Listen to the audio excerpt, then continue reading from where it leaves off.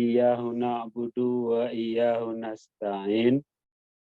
Asyhadu an la ilaha illallah wahdah la syarikalah wa asyhadu anna Muhammadan abduhu wa rasuluh la nabiyya ba'dah. A'udzu billahi minasy syaithanir rajim. Bismillahirrahmanirrahim. Innal insana khuliqa halu'a idza massahu syarru jazu'a wa idza massahu khairu manu'a illal musallin alladzina hum ala salatihim daimun. Shadaqallahul azim. Bapak-bapak, ibu-ibu, anak saudara umumnya yang berhadir di acara kita kali ini. Alhamdulillah kita diberikan Allah kesehatan sehingga kita bisa melaksanakan aktivitas kita sehari-hari dan diberikan pula kesempatan dan waktu sehingga kita bisa pula mengisi acara Zoom kita saat ini. Semoga ini menjadi amal ibadah di sisi Allah Subhanahu wa taala. Amin ya rabbal alamin. Bapak, ibu-ibu, sanak saudara, warga PWS khususnya kaum muslimin pada umumnya, bahasa kita telah memulai pada pertemuan perdana dulu dengan memilih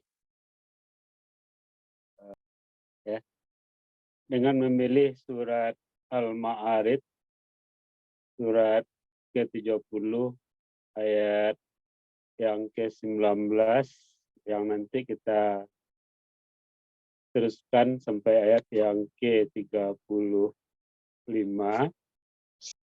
menjelaskan acara pengajian Zoom kita akan kita laksanakan secara berkelanjutan. Insyaallah akan kita selesaikan dalam 6 atau 7 kali pertemuan dengan pertemuan 1 kali 2 pekan. Bapak dan ibu-ibu, anak saudara yang ambo hormati, bahwa kita berbicara tentang sifat halu'a, yaitu sifat yang mudah resah, gelisah, cemas,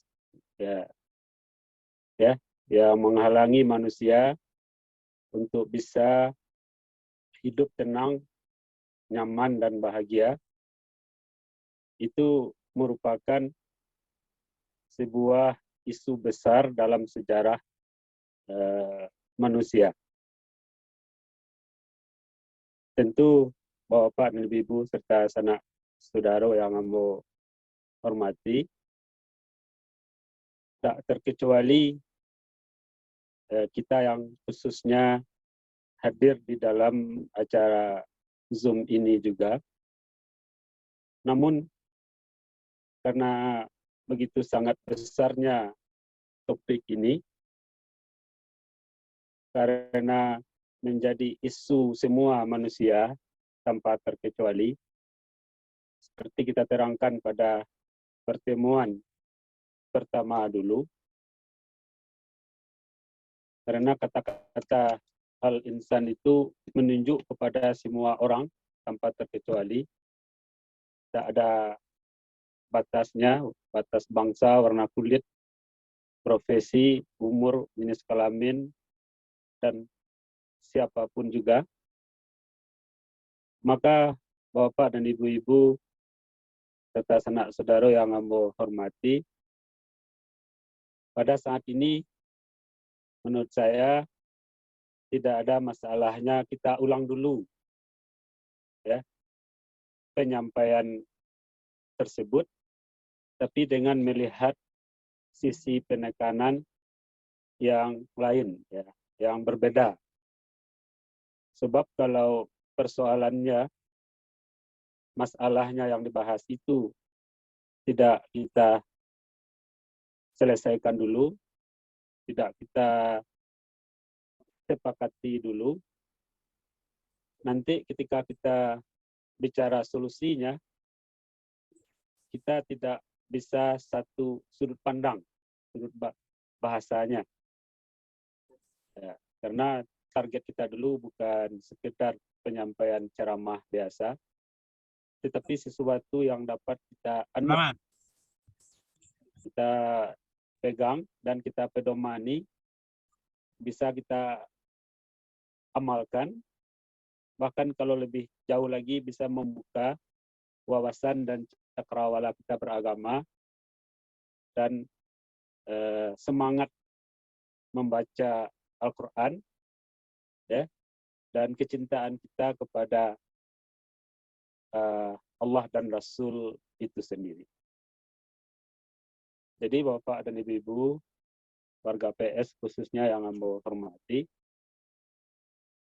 kita ulangi, tapi kita lihat dari sisi yang berbeda sedikit, ya sambil mengulang kita mantapkan lagi supaya kesimpulannya bisa menjadi sangat berarti dan berharga bagi kita. Di dalam ayat yang ke-19 surat Al-Ma'arij itu, Allah Subhanahu wa taala berfirman, "Innal insana khuliqa halu'a." Kalau dulu kita menitik beratkan pemahamannya kepada al-insan ya, yang bersifat halu'a, sekarang kita titik beratkan pembahasannya kepada kata-kata khuliqa. Apa artinya khuliqa? Yaitu diciptakan. Jadi Bapak dan Ibu-ibu, kita manusia ini diciptakan, dan kita sama tahu, tak perlu kita jelaskan bahwa yang pencipta atau khalik itu adalah Allah Subhanahu wa ta'ala itu. Karena dia pencipta kita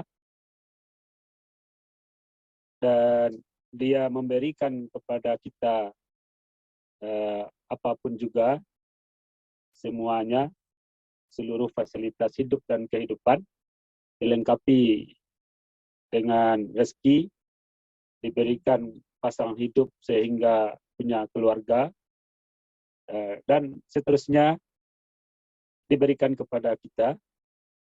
Maka jadilah Allah Subhanahu wa ta'ala yang juga di samping disembah, dia juga adalah Rabbul Alaminnya kita, ya, Rabbnya kita. Jadi Bapak dan Ibu-ibu yang ambo hormati, itu adalah kesimpulan tentang keberadaan manusia itu di dunia, ya, di muka bumi ini. Artinya tidak ada manusia itu yang menciptakan dirinya sendiri, ya. Bahkan tidak juga dia yang menciptakan pasangan hidupnya, tidak juga dia yang menciptakan keturunannya. Bahkan juga Bapak dan Ibu, orang tua kita dan nenek moyang kita sama juga seperti itu. Ini adalah kesepakatan semua manusia. Oleh karena itu, Bapak dan Ibu-ibu, karena pencipta manusia itu adalah Allah Subhanahu wa Ta'ala, maka Allah lah yang paling berhak berbicara tentang manusia itu. Jadi kalau di dalam surat Al-Ma'arij ini Allah menyebut manusia itu punya sifat halu'a, ya, yang cepat labil, ya, cepat goncang, ya, cepat tidak stabil, ya, ya karena memang manusia itu menyadari banyak, ya, kekurangan, kelemahan dan keterbatasan dirinya, ya, dia tidak bisa menentukan apa yang akan terjadi pada dirinya, dia tidak bisa menjamin semua apa yang dia punya apakah akan terus bisa dia andalkan. Bahkan kalau dia punya orang-orang yang melindunginya, dia pun sadar orang-orang yang menjadi pembantunya itu juga tidak akan bisa berbuat seperti yang dia harapkan itu. Maka karena itu Bapak dan Ibu-Ibu, karena memang Allah pencipta manusia, dalam Al-Quran diterangkan berbagai sifat manusia yang diciptakan Allah itu. Allah berfirman, wa khuliqal insanu dha'ifa, diciptakan manusia itu dalam keadaan lemah, ya. Dalam Quran lain, wa khuliqal insanu ajula, manusia itu diciptakan dengan sifat suka instan, ya, tidak mau berpikir sabar, ya, tenang, ingin semua serba cepat. Juga ada ayat misalnya wa kanal insanu jahulan kafura, manusia itu orang yang paling jahil dan paling suka punya sifat kufur, ya, tidak mensyukuri. Wa kanal insanu zaluman kafura, manusia itu suka zalim, suka kufur, dan seterusnya. Jadi Bapak dan Ibu-Ibu yang Amba hormati, letak persoalannya ketika kita melihat solusi sifat manusia yang dalam surat Al-Ma'arij ini disebut halu'a, itu adalah pengakuan dulu, ya, dalam diri orang itu bahwa dia itu adalah diciptakan. Ada penciptanya, ya, yang paling tahu dengan dirinya. Sehingga kalau pencipta itu yang bicara tentang manusia, itu sesuatu yang sudah final, ya, tidak perlu dipertanyakan lagi. Jadi ini kalau Allah yang bicara lebih, ya, ya, dibandingkan misalnya kita bandingkan pabrik otomotif, ya, tentu paling tahu pabrik itu dengan produksinya, ya. Allah lebih dari itu. Sebab kalau pabrik masih bergelut, berputar antara manusia dengan manusia. Tetapi kalau manusia dengan penciptanya, nah, ini lebih fatal lagi. Jadi, Bapak dan Ibu-Ibu serta sanak saudara yang Amba hormati, sebabnya manusia itu bisa, yang saya sebutkan tadi, bisa bersifat keluh kesah, bisa jahil, bisa kufur, bisa zalim, dan banyak sifat yang lain itu karena manusia tidak beriman kepada Sang Khalik, ya, kepada Allah yang menciptakan itu. Atau dengan kata lain, terjadinya semuanya itu karena manusia itu kufur kepada penciptanya, tidak beriman kepada penciptanya. Jadi jalan keluarnya, manusia itu tahu dulu keberadaan dirinya. Kalau tahu bahwa dia itu tidak menciptakan dirinya, lalu ada pencipta dan tidak hanya menciptakan dia saja, tapi semuanya, maka dia dengan senang hati menerima arahan dari Sang Khalik tersebut. Jadi Bapak dan Ibu-ibu yang Ambo hormati, apa yang ingin saya sampaikan di sini, yaitu pertama, bahwa manusia bersifat halua itu bukan hasil riset manusia, bukan hasil kajian manusia, atau itu bukan sebuah analisis, gitu. Ya, bukan. Ya, sebab kalau itu hasilnya tentu relatif. Satu kali akan bisa berubah, akan bisa disempurnakan, gitu kan? Kalau benar hari ini, mungkin besok akan lain pula. Bukan begitu. Ya, ini informasi dari yang sangat berwenang di bidangnya. Kalau manusia berbicara tentang manusia, itu sebetulnya manusia itu sangat sombong sekali, ya. Kecuali kalau hanya sekedar untuk bahan kajian saja. Tapi kalau sampai dia yang membuat dan memutuskan keputusan itu, nah ini tidak bisa dan tidak mungkin hal yang seperti itu. Begitu pula nanti ketika Al-Quran berbicara tentang solusi agar manusia itu hidupnya bahagia, nyaman, tenang, walaupun apa yang mungkin terjadi bisa terjadi, ya kan? Seperti pengalaman kita di dunia ini, maka kesimpulan Al-Quran itu bukan pula sebuah hipotesa, ya, atau sebuah yang sifatnya sementara. Nah ini, kenapa Bapak dan Ibu-ibu? Karena semua ilmu yang ada pada manusia hari ini, ya, itu seluruhnya kayak ilmu sosial, tentu Bapak dan Ibu lebih tahu, atau ilmu psikologi dengan semua cabangnya, ya, itu semuanya bicara tentang manusia, bagaimana manusia itu bisa tenang dan bahagia. Semuanya sama. Lalu Al-Quran berbicara pula tentang manusia itu. Nah, kalau kita tidak hati-hati, kita tentu agak sedikit bertanya-tanya, kok bisa Al-Quran memastikan jawabannya seperti itu? Ya kan? Nah, kalau begitu, Bapak dan Ibu, kita menganggap memandang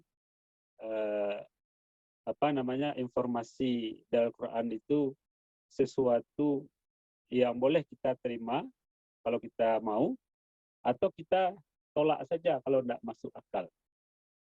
Seperti kita sampaikan minggu yang lalu, ya, ketika Al-Quran mengatakan innal insana khuliqa halu'a idza massahu syarru jazu'a wa idza massahul khairu manu'a. Lalu ayat yang ke-22-nya berbunyi illal musallin. Nah, dengan satu ayat, ya Bapak Ibu bisa lihat, satu ayat saja. Berarti ini sudah kata putus ini. Karena ayat 22-nya sangat singkat sekali. Illal musallin. Artinya tidak ada cara lain untuk manusia itu keluar dari keluh kesah hidup itu. Silakanlah manusia ingin sehat sesehatnya, yang mungkin dia bisa usahakan, ingin punya materi yang secukupnya, finansial yang sebanyak-banyaknya, atau apapun juga, tapi Al-Quran memastikan keluh kesah itu yang mengganggu manusia bisa hidup tenang dan bahagia itu hanya bisa adalah orang-orang yang muslim. Nah ini. Jadi saya ingin terlebih dahulu dengan kita bersama menyepakati apa disebut orang sekarang ini tesis, ya, tesis ini. Dan kita menganggap ini kaji hanya pengisi-ngisi acara Zoom, ya. Jangan seperti itu, ya, atau kaji yang boleh kita pegang kalau masuk akal, jangan begitu. Karena ini menyangkut soal keimanan kita kepada Al-Quran. Ya, lafaz kalimatnya sendiri ya semua kita tahu, tidak perlu mufasir menjelaskan. Jelas saja, pasti saja. Ya, atau kita menganggap sesuatu perubahan atau sesuatu yang tidak masuk akal ada pada Al-Quran. Jadi kalau seperti ini, Bapak dan Ibu-ibu, kita tahu bahwa hidup kita ini tidak selesai hanya di dunia, karena kita mengimani begitu, bahwa apa yang akan terjadi nanti setelah kita meninggal, tidak akan kita bisa kejar lagi, karena hari beramal itu sudah ditutup buat kita, atau nasib nanti setelah ada hari kiamat tidak akan bisa kita perbaiki lagi, sementara hutang kita di dunia itu tidak beres kalau tidak kita bayar, ya, dan seterusnya, dan ada keabadian nanti yang tidak bisa kita lari dari sana. Nah, Bapak dan Ibu-ibu, maka tesis ini sebetulnya kata putus dari Al-Quran. Ya, karena diungkapkan illal musallin itu dengan sebuah ayat. Ya, ayat yang ke-22. Ya, bagi kita orang yang beriman tidak ada pilihan lain. Kita harus menganggap tema ini sebuah yang wajib, ya, sebuah yang mesti kita kita ikuti dengan sebaik-baiknya penjelasannya dari Al-Quran.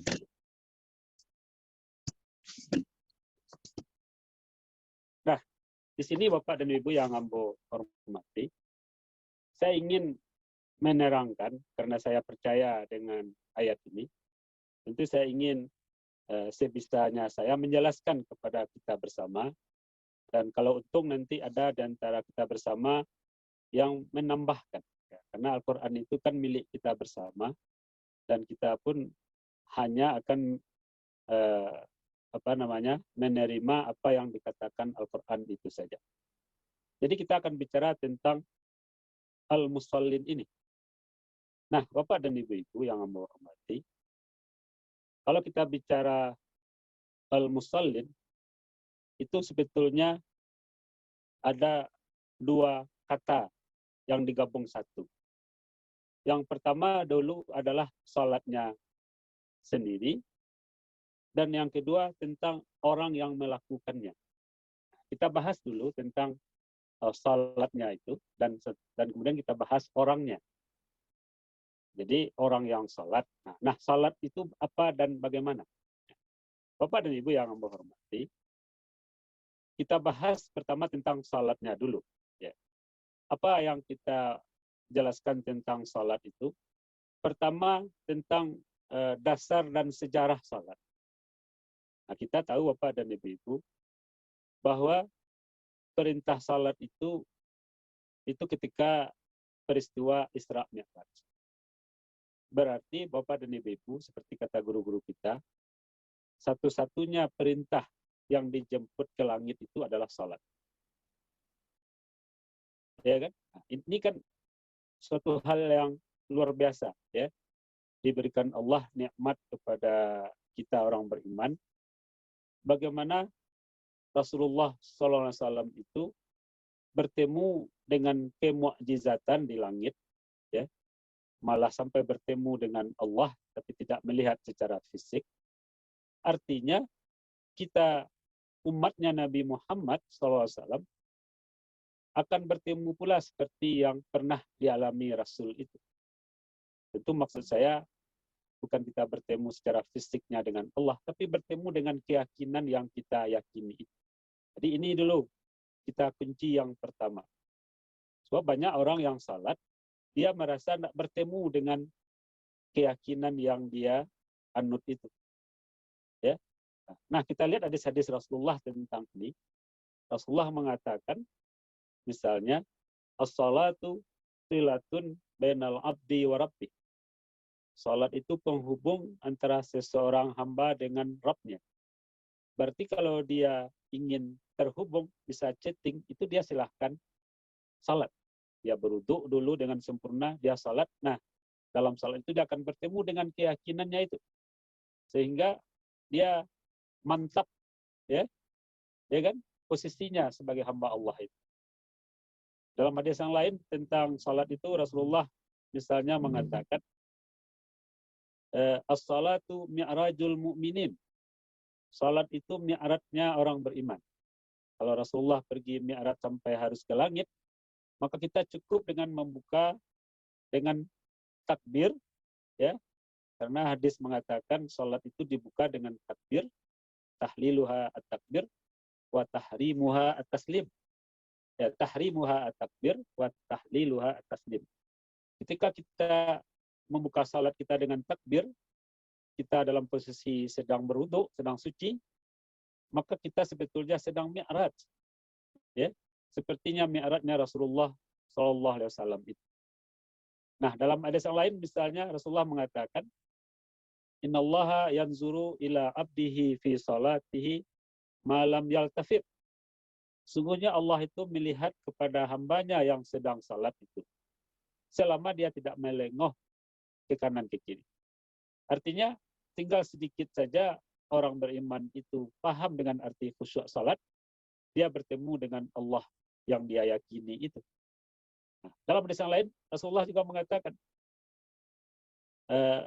innal musalli yunaji rabbahu falyanzur ila munajatihi.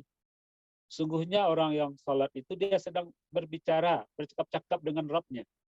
Maka hendaklah dia memperhatikan apa yang dia ucapkan itu. Nah, ini senada dengan sebuah hadis yang lain dari Imam Bukhari, bahwa kalau seorang hamba salat, dia membaca Al-Fatihah, mulai dia membaca Alhamdulillah sampai selesai, itu Allah jawab langsung dalam salat itu. Sehingga akhir hadis itu ditutup, Allah jamin akan memberikan yang diminta oleh hamba itu. Nah, di sini kita lihat Bapak dan Ibu, bahwa salat yang disyariatkan itu dijemput ke langit agar orang yang beriman itu bertemu dengan keyakinan. Jadi tidak keyakinan yang hampa, yang kosong, tidak bercampur khurafat, ya, tidak bercampur antah berantah, tapi suatu yang alamiah dan natural saja. Nah, itu. Kemudian kita lihat salat itu Bapak dan Ibu-ibu dari diri orang yang melakukannya. Nah, orang yang melakukan salat itu kan Bapak dan Ibu-ibu tidak bisa orang kafir. Dia harus beriman dulu. Dia harus masuk Islam dulu. Dia harus baca syahadat dan mandi. Kalau kita ini sudah langsung orang beriman, karena kita terlahir dari keluarga yang beriman. Tapi kalau orang kafir kan tidak bisa langsung salat. Artinya apa Bapak dan Ibu? Pertama, orang yang musallin itu dia adalah orang yang beriman kepada Allah. Nah, orang yang beriman kepada Allah itu secara gerak naluri, ya, dia ingin menghadap kepada Allah itu. Karena dia ingin mendapatkan hidayah, dia ingin mendapatkan kekuatan dalam hidupnya, dia ingin bisa melewati persoalan dan masalah hidupnya. Dan Allah jawab semua itu kalau dia seorang yang beriman itu. Jadi Bapak dan Ibu itu orang yang salat itu pertama sekali dia harus orang yang beriman. Sehingga kalau benar-benar imannya, dia baca takbir, maka kan bergerak-geraklah iman itu di dalam dirinya. Ya, ketika imannya itu hidup di dalam salat itu, dia pasti ya akan bertemu dengan keyakinannya itu. Karena kata-kata iya karena abudu itu menunjukkan Allah itu langsung bisa dijangkau oleh orang yang salat. Karena kata-kata orang kedua itu adalah orang yang di hadapan kita, yang sedang bercakap-cakap dengan kita. Yang kedua, orang yang salat itu, Bapak dan Ibu-ibu, seperti disebut dalam Al-Quran juga, dalam surat Al-Ma'idah ayat yang ke-6, misalnya ada 2 buah ayat, bahwa orang yang salat itu dia mesti berwudu dulu. Berarti orangnya kalau dia tidak suci, ya, dari hadas kecil dan hadas besar, ya, tidak berwudu atau dia tidak apa dengan hadas besarnya, dia nggak bisa salat. Karena hadis juga yang menerangkan Allah tidak menerima salat seseorang yang tidak berwudu dulu. Dan kesempurnaan wudu itu bahagian dari kesempurnaan salat itu. Jadi dapat kita bayangkan, orangnya beriman dan dia berwudu dulu. Wudu itu untuk mensucikan dirinya, ya lengkap, ya. Jadinya persiapan lahir batin orang yang salat itu. Karena juga harus bersih pakaiannya, ya, dan najis, kan gitu kan. Kemudian menutup auratnya, dan dia harus menghadap kiblat. Jadi memang sangat masuk akal orang yang musallin itu langsung berhadapan face to face-nya itu dengan Allah. Nah ini. Ini kira-kira Bapak dan Ibu-ibu yang Amba hormati, yang perlu kita sadari, ya. Sehingga kalau misalnya Al-Quran mengatakan untuk bisa keluar dari sifat halwa itu harus musallin, hendaknya ini menjadi yang kita garis bawahi. Apalagi yang kita garis bawahi dari kata-kata al-musallin ini, bahwa Rasulullah Shallallahu Alaihi Wasallam itu ketika selesai dari Isra Mi'raj, mau salat zuhur, ya, di hari pertama itu, karena subuhnya belum salat, Rasulullah SAW itu bingung untuk melakukan salat zuhur itu, karena tidak tahu caranya. Nah, diterangkanlah dalam hadis, Bapak dan Ibu, serta sanak saudara yang Amba hormati, turun malaikat Jibril, ya, dengan salat di hadapan Rasul, lalu Rasul mengikuti malaikat Jibril, dan para sahabat salat di belakangnya Rasul. Apa maknanya, Pak dan Ibu? Bahwa perintah salat itu dijemput ke langit, cara salatnya diutus malaikat Jibril. Ini hadis Bapak dan Ibu, ya. Kalau nanti ada yang bertanya hadisnya mana, akan saya tunjukkan, ya. Tidak hanya salat zuhur, dalam hadis itu disebut asarnya malaikat Jibril turun lagi mencontohkan, dan Rasul mengikut malaikat Jibril itu, para sahabat mengikut Rasul. Maghrib sama, turun lagi malaikat Jibril, Rasul mengikut, para sahabat mengikut Rasul. Isya dan subuh sama juga. Apa artinya Bapak dan Ibu? Perintah salatnya dari langit, pelaksanaan salatnya juga dari langit. Makanya hari ini kita lihat pelaksanaan salat kita, orang-orang beriman ini, dan dengan bentuk yang hari ini, itu paling komplit, paling sempurna, paling ideal. Benar-benar nampak di sana ketundukan dan kekhusyukan itu, ya, sempurna.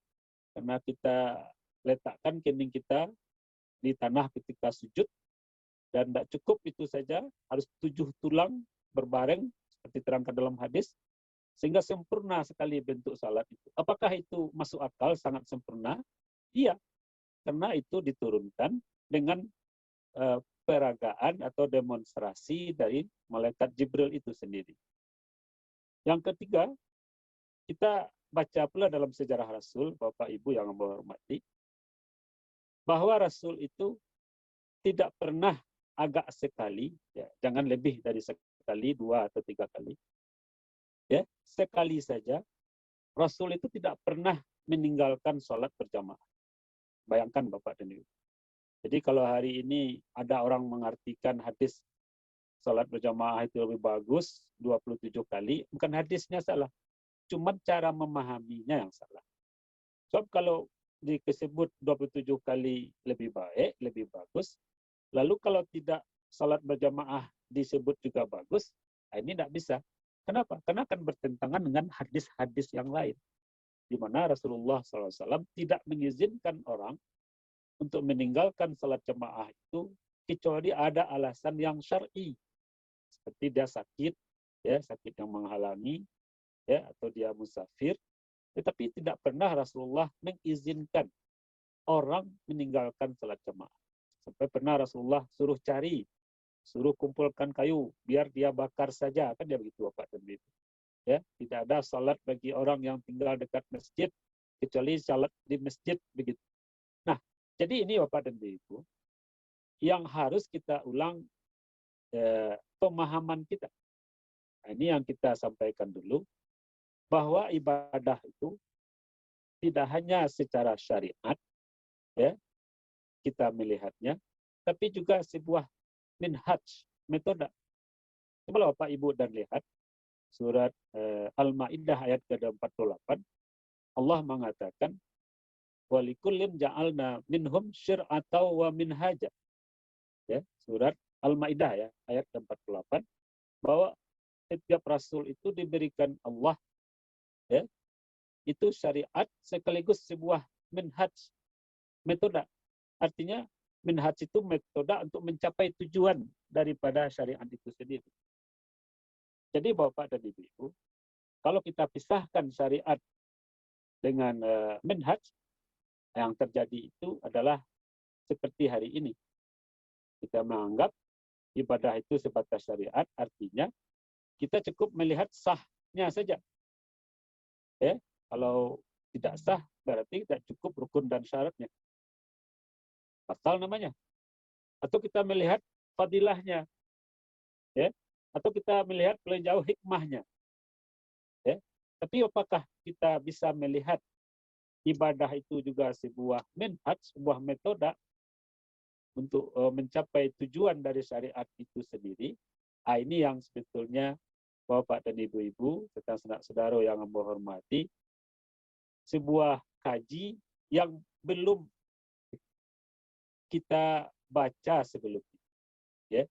Jadi kalau kita melihat misalnya seperti capek-capek ya para ustadz menyampaikan tentang puasa misalnya, banyak orang berpuasa seperti kata hadis, tapi yang didapatkannya cuma lapar dan haus. Itu kan sebetulnya karena dia telah mengamalkan puasa, tapi dia tidak tahu bahwa tujuan puasa itu membentuk ketakwaan dalam dirinya. Kalau dia gagal berpuasa lebih dari sebatas lapar dan haus itu, ya, berarti gagal puasanya. Gitu juga ya syariat haji misalnya dilakukan dalam hadis. Kalau dia pulang haji dampak sosialnya tidak ada, berarti hajinya tidak berhasil. Berarti sebuah syariat itu diwajibkan ada di sana sekaligus unsur syariatnya. Kayak orang berumah tangga juga. Kalau rumah tangga itu hanya sebatas sah nikah saja, bukan untuk mencari keturunan yang saleh seperti cita-cita berumah tangga, ya jadilah berumah tangga itu sebatas itu saja. Nah, semua syariat seperti itu.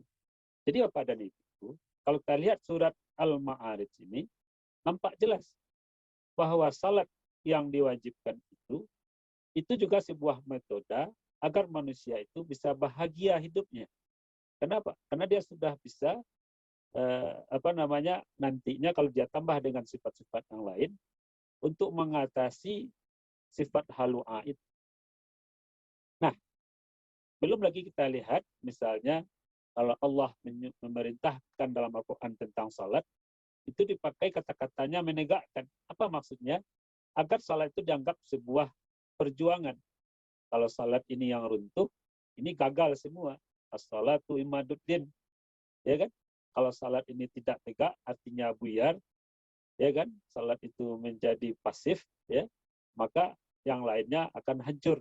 Nah, jadi Bapak dan Ibu-ibu, kenapa saya terangkan seperti ini pada pertemuan yang kedua ini? Supaya menarik bagi kita yang juga sudah orang muslim, agar kita memperhatikan lagi, ya, tentang salat kita itu. Tidak cukup kita salat, lalu kita menganggap masalah kita itu masalah lain yang tidak ada kaitannya dengan sholat yang kita lakukan. Nah, barangkali Bapak dan Ibu, ya, kalau kita tambah satu ayat, ya, walaupun waktu kita hampir habis, ini akan dapat menjelaskan, ya, bagaimana tuntas terselesaikan masalah sifat halwa'a itu kalau orangnya orang muslim yang benar. Jadi seperti sholat itu sebuah metode. Misalnya kita lihat surat Al-Ma'un yang memang hafal semua kita. Fawailun lil musallin. Celaka orang yang salat. Orang yang salatnya lalai. Nah, berarti cinta kepada agamanya tidak ada. Ya, patuhnya kepada Rasul tipis.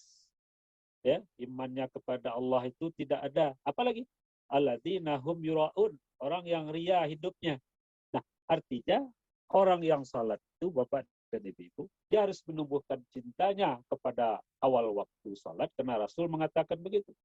Dia harus tumbuhkan cintanya salatnya itu berjamaah dan di masjid karena Rasul mengatakan seperti itu. Dia harus menghapus habis sifat dia dalam hidupnya karena itu tidak boleh terjadi pada dirinya. Nah, apa artinya? Ibadah salat itu, dia di samping sebuah syariat, dia pun juga sebuah metode. Bagaimana cara mengumpulkan orang beriman dengan secara gampang, secara 5 waktu dengan biaya yang mudah dan gratis? Dia tegakkan sajalah salat berjamaah. Jadi salat berjamaah itu menjadi metode untuk dengan mudah mengumpulkan ya, orang beriman untuk memberikan penyampaian, pengajaran, bahkan untuk memobilisasi kekuatan, untuk mengumpulkan infak atau apapun juga. Jadi salat itu sebuah syariat sekaligus sebuah metode.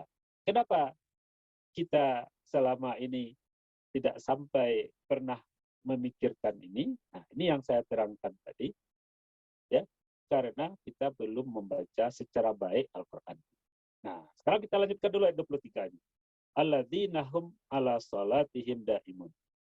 Nah, kita di sini Bapak dan Ibu diberikan sebuah pemahaman yang sangat mudah sekali. Apa itu artinya daimun? Terus-menerus. Kalau orangnya dengan salat yang punya komitmen, karena itu artinya ala salatihim. Kalau orangnya itu berkepanjangan dengan salat yang benar-benar dia perhatikan secara baik, itu artinya dia berada di atas salatnya, ya. Daimun, terus-menerus berkepanjangan. Nah, kita jadi tahu, ingat sebuah hadis, apa kata Rasulullah SAW? Ahabbul a'mal ya illallah adwamuha wa in qalla. Baik-baik amal yang disukai Allah itu adalah yang terus-menerus, walaupun misalnya sedikit. Nah, bayangkan kalau salat 5 waktu, itu bukan amalan kecil, itu amalan besar. Kalau itu diadakan terus-menerus, lalu tidak berpengaruh kepada masyarakat, kepada orang-orang di masjid, kepada orang-orang yang mengerjakannya, itu tidak masuk akal. Itu mustahil.